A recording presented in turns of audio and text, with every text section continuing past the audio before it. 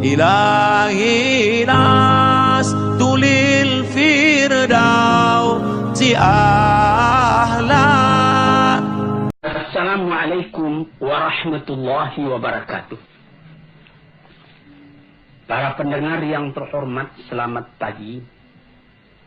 Sekarang kita meneruskan lagi membicarakan tentang hal cinta atau mahabbah yang terpaku terhunjam dalam hati tiap-tiap orang sufi. Orang yang telah membersihkan jiwanya supaya lebih dekat dia kepada Tuhan. Ibaratnya, kalau kita pergi ke kaca besar yang ada di hadapan kamar kita. Kalau kaca itu kotor atau berkabut, hendaklah dibersihkan lebih dulu kotorannya itu atau kabutnya itu. Sehingga jernih. Apabila telah jernih, jelas muka kita kelihatan di dalamnya. Maka kalau sekiranya kacanya sendiri kotor, berdebu, berkabut, terhalanglah kita untuk melihat apa hakikat yang sebenarnya daripada diri itu. Dan lebih celaka lagi kalau kabut itu terjadi di balik di sebelah sana, sehingga tidak dapat kita menggosok, dia berkabut juga. Sebagai kalau kita naik kapal udara, itu kerahnya, plastiknya 2 tingkat. Yang sebelah kita bisa kita hapus dengan tangan sehingga bersih. Tapi masih kotor juga karena yang sebelah lagi belum dapat kita capai dengan tangan kita. Maka usaha kita ialah untuk menjelaskan mahabbah antara kita dengan Tuhan. Membersihkan halangan, rintangan yang menghambat kelihatannya kekurangan-kekurangan kita di dalam menghadap Tuhan itu. Kalau sekiranya misalnya saja dengan sesama manusia, bagaimanapun cintanya kita kepada seseorang. Kalau mata kita keruh, kalau mulut kita busuk, tentu saja tidak sanggup kita mendekati. Yang kita dekati itu jauh daripada kita. Dilihat bukan dia yang salah, kita yang salah. Ini pembersihan. Sebab itu maka sekarang kita masuk kepada yang ke-9. Dulu baru 8. Yaitu memandang banyak walaupun sedikit kita punya kesalahan. Dan memandang sedikit walaupun banyak ketaatan kita. Ini yang ke-9, kita punya penutup dulu, lalu kita janjikan akan masuk kepada yang ke-9. Yang ke-8 itulah dia. At-tasi'u yang ke-9, mu'anaqatul ta'ah wa mubayanatul mukhalafah. Mu'anaqah artinya berpeluk-pelukan. Kita memeluk kepada yang kita peluk, dia pun membalas pelukan kita. Kalau sekiranya kita dengan manusia, misalnya ada kawan kita kembali dari Mekah. Di Mekah baru saja kejadian Masjidil Haram diduduki oleh orang-orang pendurhaka. Kawan kita juga belum pulang. Setelah ditunggu lamanya 17 hari. Alhamdulillah selamat Masjidil Haram tadi daripada serangan. Dan dapat ditaklukkan orang-orang yang memperbuat onar tadi. Kawan kita pun dapat pulang. Kita pergi sambut dia ke Halim Perdana Kusuma. Atau seperti ke Polonia di Medan. Atau ke tempat yang lain. Baru dia turun dari tangga kapal udara itu kita ketemu. Kita peluk dia peluk kita, kadang-kadang air mata turun, jatuh. Saking cintanya kita kepada dia. Kita sudah berdebar hati kalau dia mati di Mekah. Meskipun dari mati di Mekah itu juga mencapai kesucian. Dia pun menangis, kita menangis. Karena adanya cinta dalam hati. Itu mu'anaqah namanya. Berpeluk, bercium antara kita dengan kawan kita tadi. Ini kita berpeluk, bercium dalam perasaan dengan Tuhan. Mu'anaqatut ta'ah. Karena ketaatan kita kepada Tuhan. Di situ, saudara-saudara yang terhormat, payah saya menerangkannya karena saya pun baru mencoba, baru melatih diri, belum sampai kepada taraf yang tertinggi. Bagaimana perasaan kita kadang-kadang apabila kita sampai kepada bacaan inna salati wa nusuki wa mahyaya wa mamati lillahi rabbil alamin la syarika lahu wa bidzalika umirtu wa ana minal muslimin. Sembahyangku, ibadat, bahkan hidupku dan matiku semua aku serahkan kepada Allah. Ini kita bertelut, menundukkan kepala, melintuhkan hati, menegakkan taat setia kepada Tuhan. Apabila kita punya permintaan dikabulkan dari sebab tunduknya hati dan ikhlasnya kepada Allah, akhirnya kecintaan kita itu dibalas. Itu namanya mu'anaqatutah. Berpelukan kita dengan yang kita sembah itu karena ketaatan. Wa mubayanatul mukhalafah, artinya lain daripada yang lain. Kalau sekiranya dalam kita sembahyang menghadap pada Tuhan, kita diganggu oleh perasaan yang lain, oleh amwalun iqtaraftumuha tijaratun takhshawna kasada wa masakinu tardawna. Kita diganggu oleh rumah tangga, oleh kekayaan, oleh kebun, oleh gedung, oleh anak, oleh istri, oleh keluarga. Mubayanatil mukhalafah. Bukan itu yang aku tuju, ya Tuhanku. Engkau yang aku tuju. Yang lain-lain itu alam semua. Hari ini dengan aku, besok meninggalkan aku, atau aku meninggalkan dia. Maka bertambah teguhlah kecintaan tadi. Sebab itu maka dikatakan oleh ulama-ulama yang telah mendalam dzauqnya, ibadat yang dikerjakan dengan taat setia itu menambah cinta kita kepada Allah Subhanahu wa taala. Itu kita bisa uji sendiri. Misalnya datang waktu, kita sudah dengar azan di masjid, Allahu Akbar, kita siap, kita pergi ambil wudu, kita sembahyang di awal waktunya, kita kerjakan dengan tertib. Bukan main. Itu mu'anaqatut ta'ah namanya.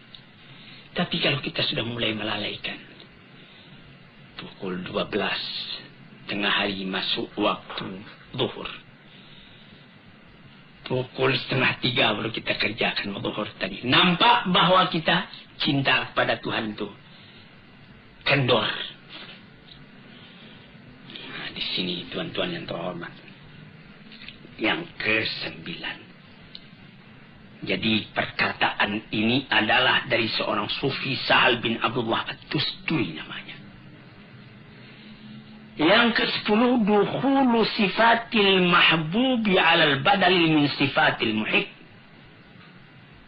Ini ada seorang sufi namanya Junaid al-Baghdadi mengatakan, yang mahabbah itu, cinta kepada Allah itu ialah masuknya sifat Tuhan yang dicintai itu ke dalam diri kita sebagai ganti daripada sifat yang mencintai, itu sifat kita sendiri.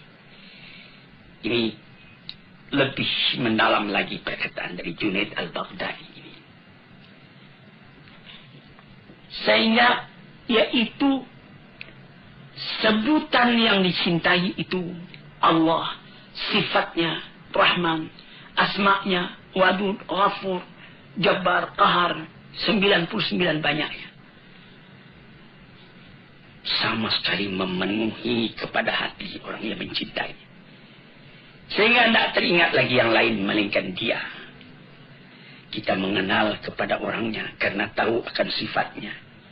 Bertambah kita melihat akan sifat Allah di dalam alam. Bertambah kita tidak ingat lagi kepada alam, tapi kita ingat kepada Allah. Sehingga pernah dikatakan oleh Sufi, ketika Abu Yazid Bustami pergi tawaf, dan ketika dia pulang ditanyai oleh muridnya, apa yang Tuan rasakan? Mula saya masuk, saya lihat Ka'bah. Kemudian lama-lama Tidak Ka'bah lagi yang saya lihat. Saya teringat kepada Allah. Hilang Ka'bah. Saya masuk sekali lagi. Sama ingat saya kepada Allah dan kepada Ka'bah. Tapi lama-lama Allah juga yang terbantang. Saya masuk yang ketiga kali. Allah yang kelihatan, lama-lama baru kelihatan Ka'bah. Saya masuk yang keempat kali. Tidak, saya melihat Ka'bah lagi. Allah yang kelihatan. Ini perkataan ahli-ahli tasawuf ini kalau kita dalami, kita alami. Kita dalami dan kita alami akan terasa dalam hati. Mata melihat alam, hati melihat Tuhan. Sehingga kemana saja mata memandang, bukan alamnya nampak lagi, Allah yang kelihatan. Dari basar kepada basirah. Jadi katanya Junaid al-Baghdadi itulah mempengaruhi sebutan yang kita cintai itu, sifatnya, namanya di dalam hati kita. Sehingga tidak ada lagi yang lain melainkan itu yang memenuhi hati. Perasaan kita, penanggapan kita yang mempengaruhi ialah perasaan itu. Sehingga segala perasaan, segala penanggapan bertukar sama sekali. Mengandalkan Tuhan. Dengan demikian itu bertambah lama karena latihan itu bertambah bergantilah sifat kita yang tercela kepada sifat Tuhan yang terpuji, yang tercinta. Sehingga sesuailah sifat kita dengan sifat Allah ala taqatil basyariyah, atas kesanggupannya seorang manusia. Yang kedua belas, antahibal kulla kaliman ahbabta fala yabqa laka minka syai'un. Engkau berikan keseluruhannya kepada yang engkau cintai. Ini adalah keinsafan belaka. Karena kalau kita fikirkan, tidak ada yang kita punya di dalam alam ini sama sekali kepunyaan Tuhan. Walaupun songkok yang kita pakai, baju yang kita pakai, celana, sepatu, arloji dan lain-lain yang lekat di badan kita ini, tambah kita dalami, ini sama sekali cuma pinjaman. Dengan takdir dan dengan izin Allah Subhanahu Wa Taala, saya bikinlah gubuk-gubuk saya di Kebayoran Baru dari Perintah nomor 3 nomor 1. Beberapa tahun yang lalu, kira-kira 20 tahun yang lalu, ada kawan bertanya, ini rumah Buya ini, rumah Tuhan ini, rumah Bapak ini. Saya bilang, bukan. Ini rumah Tuhan dipinjamkannya kepada saya selama saya masih hidup. Atau barangkali juga masih saya hidup sudah tidak saya yang punya lagi. Mengangguk kawan tadi. Lalu saya tuliskan, hadza min fadli Rabbi. Ini rumah adalah kurnia Tuhanku. Liyabluwani ashkuru am ashkur. Untuk menguji aku, syukurkah aku kepada Allah, am akfur, atau aku melupakan jasa Allah kepada aku. Jadi kufur namanya. Rumah tangga, sawah berjenjang, bandar buatan, mobil dan lain-lain sebagainya, itu pinjaman semua. Jangankan itu, nyawa kita sendiri pun pada hakikatnya bukan kita yang punya. Kenapa begitu? Yang kita punya kan kita menguasainya. Apakah Tuhan berkuasa atas nyawa Tuhan? Apabila maut datang, la yasta'khiruna sa'atan wa la yastaqdimun. Perintah Allah datang, Tuhan dipanggil ke hadratnya. Satu saat tak boleh terkemudian. Satu saat tak boleh terdahulu. Bukan atas kehendak kita, tapi atas kehendak Tuhan. Jadi dengan jalan seperti itu, kita pun insaflah. Karena memang tidak kita yang punya. Berikan semua kepada Tuhan. Tidak ada di tangan engkau suatu juga lagi, melainkan pinjaman dari Tuhan. Inilah perkataan dari Abu Amrullah Al-Qurashi, seorang sufi lagi. Demikianlah kata beliau tujuan cinta dan hukumnya. berikan iradat engkau, kemauan engkau, kehendak engkau, perbuatan engkau, harta engkau, waktu engkau kepada Allah, kepada yang engkau cintai. Engkau jadikan semuanya itu terikat di dalam ridha Allah dan kecintaan Allah. Tidak ada engkau mengambil untuk diri engkau sendiri kecuali apa yang diberikan oleh Allah. Dengan keinsafan, ini pinjaman. Fata'khudahu ma minhu lahu. Engkau boleh ambil itu semua dengan tidak engkau lupakan bahwa ini cuma pinjaman. Yang ke-12, antamhu minal qalbi ma siwal mahbub. Ini perkataan Shibli. Tadi itu ada perkataan dari Abdullah Al-Tusturi, Sahal bin Abdullah Al-Tusturi. Ada perkataan Junaid Al-Baghdadi. Ada perkataan Abdullah Al-Qurashi. Sekarang perkataan Shibli. Apa kata beliau? Antamhuwa minal qalbi ma siwal mahbub. Hapuskan dari hati selain dari yang kita cintai. Jadi la ilaha illallah dilanjutkan lagi. Apa lanjutnya? La mawjud illallah. Tapi di sini juga lebih mendalam ini. Kalau tidak hati-hati nanti kita bisa jadi wahdatul wujud. Tapi jangan mesti sampaikan. Yaitu tidak ada yang ada ini kecuali Allah punya. Aku sendiri pun dia yang punya. Kalau kita punya cinta sejati kepada Allah mau didudukkan, inilah kesempurnaannya, kata Shibli. Selama dalam hati ada sisa lagi tempat buat yang lain, cinta itu sudah meragukan. Ini yang ke-12. Yang ke-13, iqamatul itabi ala dawam. Tegakkan penyesalan selalu. Tegakkan penyesalan selalu. Apa maksudnya? Allah tazala atiban ala nafsika fi marbatil mahbub. Wa la tarda lahu fiha amalan wala halan. Yaitu engkau selalu menyesali dirimu. Apakah pekerjaanmu ini sudah sempurna? Masih belum. Masih banyak yang kurang. Nikmat terlalu banyak sebagaimana di dalam nomor 7 dulu, istiqlalul kathir min nafsika wa istiqsarul qalil min habibika. Memandang sedikit walaupun banyak yang engkau kerjakan. Memandang banyak walaupun sedikit nikmat yang engkau terima dari Tuhan. Tuan-tuan yang terhormat, kalau Tuan pelajari, Tuan renungkan pengajian tasawuf ini, barangkali banyak kesulitan dalam rumah tangga yang dapat Tuan obat sendiri. Saya hampir tiap petang orang datang ke rumah saya, mengadakan konsultasi, menanyakan keadaannya, menyebut kesusahannya dan lain-lain sebagainya. Ada yang mengatakan, saya sudah menjalankan fatwa Bapak. Saya sudah tahajud kalau malam. Kalau siangnya saya sudah sembahyang duha sampai 8 rakaat. Saya sudah mengerjakan sembahyang tobat hampir saban hari. Saya sudah mengerjakan sembahyang tasbih dan lain-lain sebagainya. Apakah itu sudah sempurna? Nah, disinilah kajian ke-13. Selalu tanyai diri.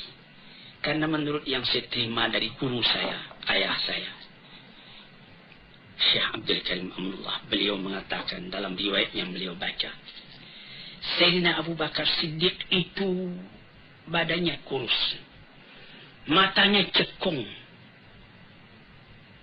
perutnya kempis.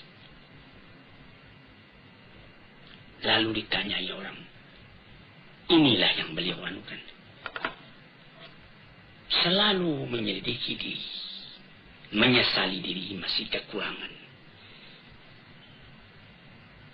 Belum tercapai apa yang dikehendaki oleh Tuhan yang dicintai. Pandang diri ini kecil. Orang yang semacam engkau kecilnya akan mempertalikan cinta dengan Tuhan yang maha besar, maha agung. Siapa engkau, wahai?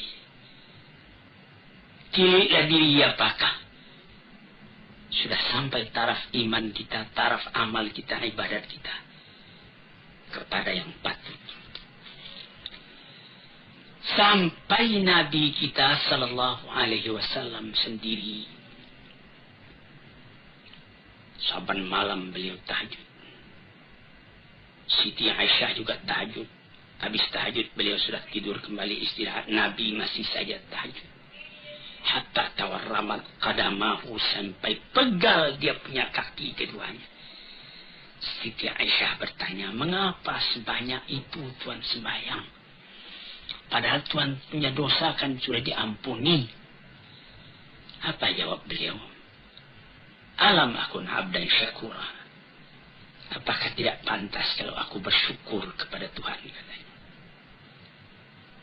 Dan pun Nabi mengatakan, orang yang beriman itu memandang dosanya sebagaimana dia duduk di bawah bukit, takut jatuh bukit itu kepada dirinya.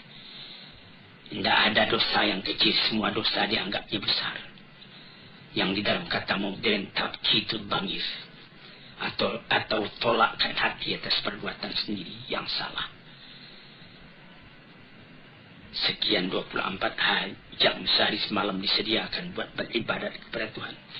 Tidaklah cukup kita memenuhi yang 24 jam itu dengan ibadat. Melainkan kelalaian juga yang ada. Kita sembahyang, tapi kita berjalan lagi, kita bekerja lagi. Memang Tuhan juga yang menyuruhkan. Tapi berapakah lamanya kita ingat kepada Tuhan? Nah, inilah yang nomor 13. Yang ke-14. Tughara 'alal mahbub an yuhibbahu mislak. Ini perkataan Shibli juga. Apa katanya? Engkau cemburu kepada Tuhan yang engkau cintai itu. Kenapa? Orang yang semacam engkau mencintainya. Memandang hinanya, kecilnya diri. Sebagai sambungan penjelasan dari nomor 13 tadi. Lihat, apakah baru yang saya dapat kerjakan? Dalam umur yang terbatas ini, dalam tenaga yang terbatas ini, dalam angan-angan yang menggerek langit, tetapi kita tidak dapat terbang ke udara. Jadi, terpandang besarnya Tuhan, terpandang kecilnya diri, dan diri yang kecil itu tidak dapat melepaskan diri dari rahmat dan nikmat Tuhan. Apakah usahaku membalas kesalahan yang begini saja kepada diri? Ini salah satu kemajuan dalam rohani manusia. Sekian dulu, nanti lain hari kita sambung lagi. Assalamualaikum warahmatullahi wabarakatuh.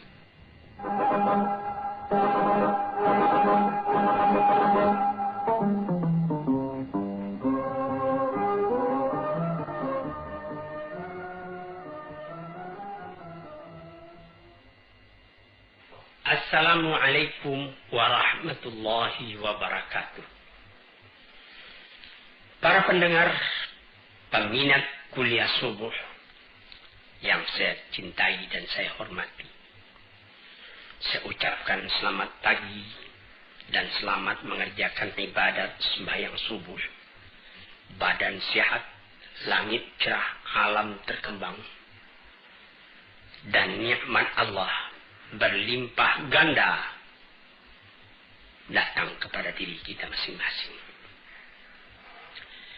Pada waktu yang sudah-sudah di dalam memperkatakan soal-soal tasawuf, agak panjang telah kita bicarakan tentang mahabbah, tentang hubungan kita dengan Allah, hubungan kasih kasih, hubungan cinta, hubungan kasih sayang. Hampir 2 bulan pengajian kita tentang cinta ini. Sekarang setelah kita mengaji tentang cinta, kita akan terus kepada akibat dari cinta. Apa akibat dari cinta? Cinta itu sendirinya menimbulkan cemburu atau menimbulkan ghirah dalam bahasa Arabnya. Dalam keadaan yang lain, di dalam bahasa yang populer juga disebut fanatik. Kalau orang mengakui cinta kepada Allah tetapi tidak ada ghirahnya, orang yang mengakui cinta kepada agamanya tetapi tidak ada cemburunya apabila agama itu diganggu orang, apabila keyakinan hidupnya kepada Tuhan dicimoohkan orang misalnya, maka tidak ada baginya konsekuensi dari cinta. Sebab cinta itu menghendaki kesatuan pikiran kepada yang dicintai itu. Sekarang ini kita masuk membicarakan tentang soal ghirah itu. Soal cemburu itu. Ini panjang lebar juga dibicarakan. Di dalam Al-Quran ataupun di dalam hadis. Yang mula-mula dijadikan menjadi dasar ketika membicarakan tentang ghirah, tentang cemburu, atau dalam bahasa sehari-hari yang telah banyak kita pakai tentang fanatik, adalah sabda Allah Subhanahu wa Ta'ala yang tersebut di dalam Al-Quran. Innama harrama rabbiyal fawahisha ma zahara minha wa ma batan. Apa artinya? Sesungguhnya tidak lain yang diharamkan oleh Tuhanku ialah perbuatan yang keji, baik yang nyata atau yang tersembunyi. Jangan berbuat keji. Keji itu menimbulkan ghirah dalam hati orang yang beriman.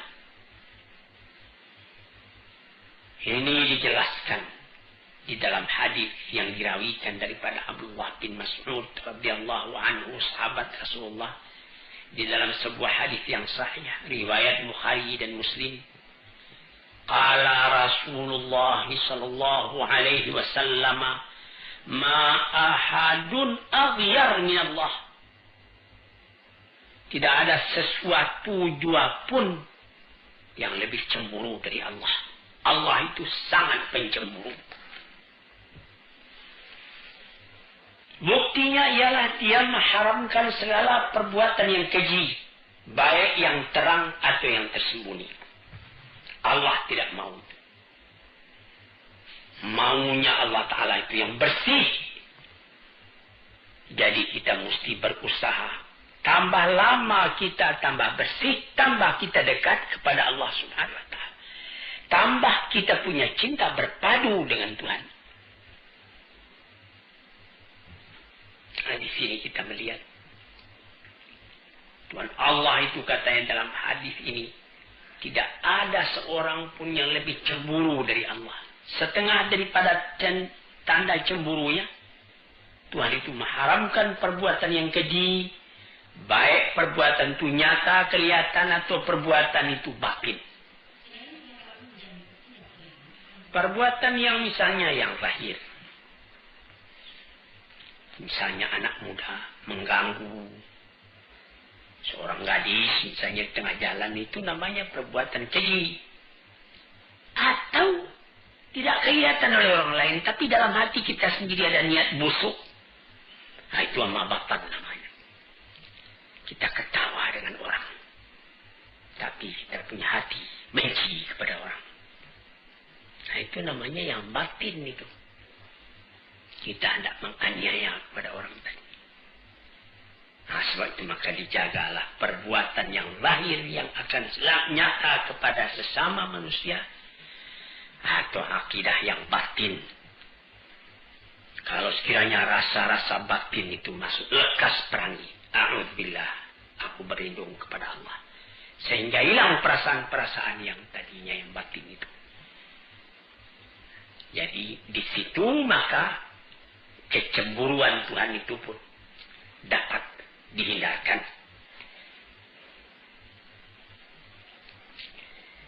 Lantas kemudian sambungan hadis, wa ma ahadun habba ilaihi madah min Allah. Wa min ajli dzalika asna ala nafsihi. Tidak ada seorang pun yang lebih suka akan pujian melainkan Allah. Sehingga beliau sendiri pun asna ala nafsihi, memuji kepada dirinya. Jadi bagi Allah bukanlah namanya tawadhu', merendahkan diri kalau dia dikatakan Allahu la ilaha illa ana. Saya yang Tuhan, tidak ada Tuhan yang lain. Itu bukan kesombongan. Tapi itu adalah daripada alamat kecintaannya Tuhan kepada pujian atas perbuatan Tuhan itu. Dan memang tidak namanya mengambil muka. Kalau kita lihat keindahan alam lalu Tuhan kita puji. Alhamdulillah, segala puji bagi Allah Rabbul Alamin. Rabbil Alamin, Tuhan dari seluruh alam ini. Maka Allah pun memuji kepada dirinya. Kemudian itu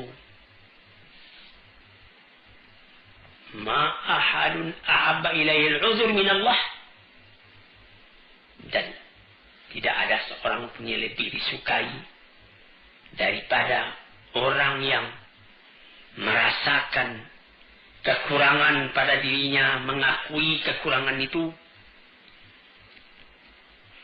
Tuhan Allah tahu kekurangan kita itu, kelalaian kita itu, tidak tahu jalan. Maka dibuktikan oleh Tuhan hal itu dengan mengirim rasul-rasul. Dikirimnya rasul-rasul sejak dari Nabi Adam atau Nabi Nuh sampai kepada Nabi Muhammad sallallahu alaihi wasallam, menunjuki kepada manusia jalan yang harus ditempuh di dalam kehidupan dunia ini. Jadi di dalam hadis yang sahih yang lain yang dirawikan oleh Abi Salmah dari Abi Hurairah radhiyallahu anhu, Rasulullah pun pernah mengatakan, Innallaha yaghar wa innal mu'mina yaghar wa ghairatullah an ya'til 'abdu mahram alaihi. Tuhan Allah itu menurut hadis yang sahih ini pencemburu. Orang mukmin pun pencemburu sebagai cemburunya Allah. Maka kirahnya Allah itu yaitu yang akan menimbulkan cemburunya Tuhan kalau ada hambanya yang sengaja berbuat barang yang dilarang oleh Allah. Itu Allah tidak suka. Dia cemburu keadaan demikian itu. Mengapa demikian? Nah, kalau tidak ada cemburunya itu, tanda tidak ada cinta. Kita bawa saja misalnya kepada misal yang lahir dalam kehidupan kita sendiri. Kita mengatakan cinta kepada istri. Cinta sejati kepada istri. Tulus ikhlas, sehidup semati. Lalu, tentu kita tidak senang kalau ada orang lain yang pergi mengganggu istri kita itu. Kita cemburu. Lalu ada orang dibiarkannya saja istrinya bermain-main bersanda gurau dengan laki-laki lain. Nah, itu orang dikeragui cintanya. Tandanya cintanya itu tidak bulat. Atau barangkali orang itu dayus. Tidak ada lagi rasa cemburu dalam hatinya. Ini orang-orang celaka.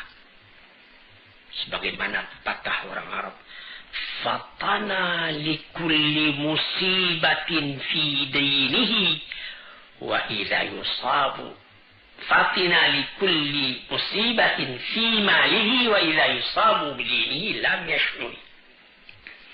Sangat halus perasaannya. Dia merasa cemburu kalau akan terganggu harta bendanya. Tetapi kalau agamanya yang tersinggung, dia tidak merasa. Ini orang juga sudah orang sakit. Tidak ada kecemburuan sejati dalam dirinya. Jadi cemburu ini mesti ada.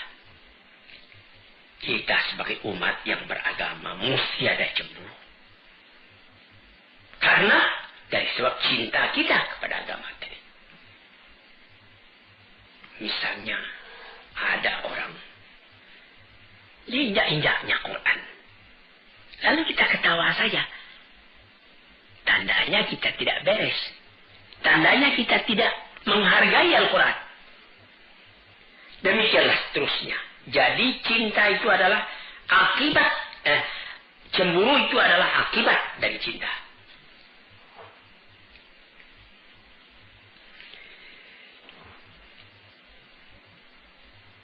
Termasuk di dalam cinta itu disebutkan di dalam surat dalam Quran, wa idza qara'tal qur'ana ja'alna bainaka wa bainal ladzina la yu'minuna bil akhirati hijaban mastura. Nah, ini orang yang tidak timbul cemburu dalam hatinya. Apabila engkau baca Al-Quran, kami jadikan di antara engkau dan di antara orang-orang yang beriman, yang tidak beriman kepada hari akhirat, ada dinding penutup.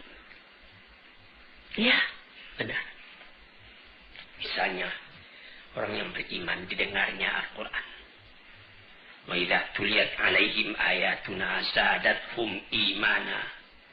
Apabila dibacakan orang kepadanya ayat Al-Quran, bertambah imannya. Tapi ada orang saban hari membaca Quran. Tidak tergeser kepada hatinya, cuma baca saja. Nah, itu hijab mastura. Ada dinding itu. Yang apatah lagi orang yang memang tidak senang mendengarkan Quran. Ka'anna fi idunaihi waqra. Seakan-akan dia menaruhkan penyumbah pada telinganya, tidak mau mendengar. Nah, ini orang hijaban mastura, tertutup telinganya. Sebab itu tidak ada gairahnya. Jadi jangan tuan tubuh kalau orang yang cintai kepada agamanya, lalu dia sembahyang dia awal waktu, atau dia dalam perjalanan, hari sudah sore, waktu asar sudah hampir habis. Sebagaimana saya baca di dalam satu surat kabar, beberapa orang pengembara di London, dia mau berangkat ke tempat lain, waktu asar sudah hampir habis. Dia sembahyang di Hyde Park. Dia sembahyang menjamak. 2 rakaat zuhur, 2 rakaat asar, karena dia adalah musafir. Tidak peduli dia apa, dia ditonton orang, tidak apa. Karena ghirahnya kepada agamanya. Jadi ini ujian ini. Apakah engkau cinta? Sebagaimana kaji kita yang sudah hampir 2 bulan yang sudah-sudah. Ya, saya cinta. Apa engkau ada cemburu? Oh, tidak. Tidak ada cinta engkau kalau begitu keadaannya. Hadirin, para pendengar yang saya hormati, sebab itu dikatakan oleh Suri As-Sakti kepada kawan-kawannya, mengapa ada orang yang terhijab, tidak masuk Quran kepada hatinya? Tidak ada ghirah. Karena orang-orang yang kafir tidak ahli buat memahamkan kalamullah. Tidak ahli buat mengetahui ma'rifat kepada Allah, buat tauhid kepada Allah, buat cinta kepada Allah. So itu diantaranya dan diantara Rasulnya, diantara kalam Tuhan, diantara tauhid, ma'rifat, semua itu terdinding bagi mereka. Tidak akan didapat yang demikian itu kalau bukan ahlinya. Oleh sebab itu maka dikatakanlah bahwa al-ghiratu manzilatun syarifatun azimatun jiddan. Ghirah itu adalah tempat kedudukan yang mulia, yang agung sekali. Jalilatul miqdar, sangat tinggi nilainya.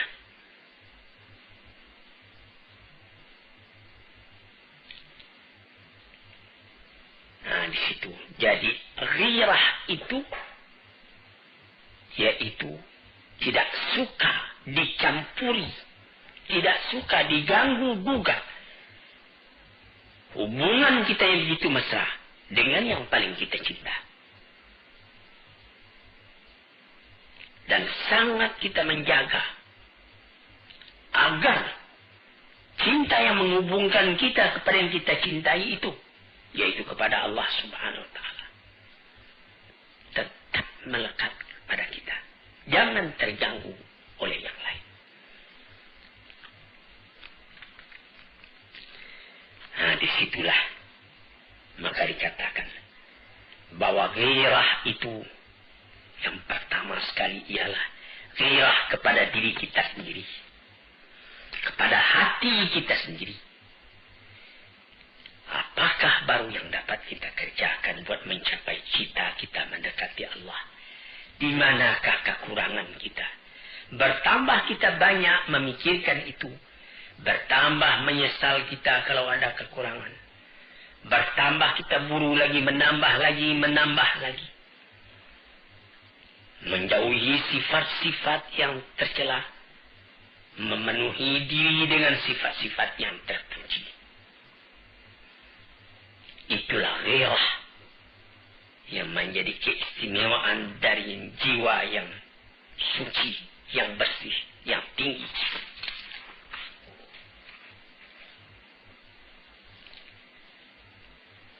Maka jiwa atau diri yang rendah tidak dapat mencapai itu. Menurut kemuliaan diri dan ketinggian cita-citanya, disitulah letak ketinggian yang akan dicapai pula oleh tingkat ghirahnya itu.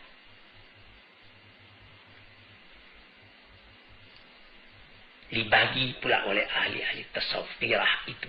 Ghirah Allah kepada hambanya dan ghirah hamba terhadap Tuhannya. Bagaimana ghirah Tuhan terhadap kepada hambanya? Yaitu bahwa Tuhan tidak suka kalau Tuhan itu dipersekutukan dengan yang lain. Tidak ada yang lain yang dapat engkau persekutukan, engkau samakan dengan Allah. Satu, ahad.